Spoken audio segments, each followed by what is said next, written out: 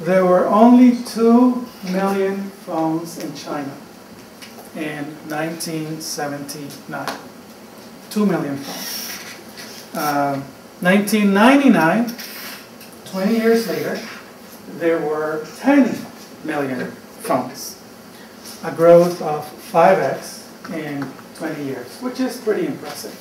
I think most companies would take 5x growth over 10 years. 2009, 500 million phones, meaning 50x growth in 10 years, which is, of course, an unbelievable rate of growth for any product in any market.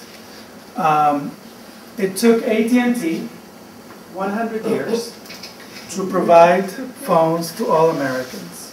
How did China do it in 10 years? Exactly. No grid. No grid. That's how they did it. So, in fact, the grid, which was supposed to be a disadvantage, turned out to be a big advantage for China and many other countries. And this is exactly how the world can provide energy, can provide power to 2.5 billion people who are not on the grid. No grid. That's how. And in fact, the world is going to add 3 billion people over the next 40 years. And what percent of those do you think are going to be on the grid? Not very many.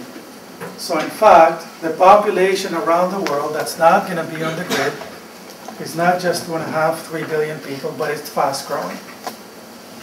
And this is the China Telecom Model, is the way that we can provide power to 2, 3, 4, 5 billion people without a grid.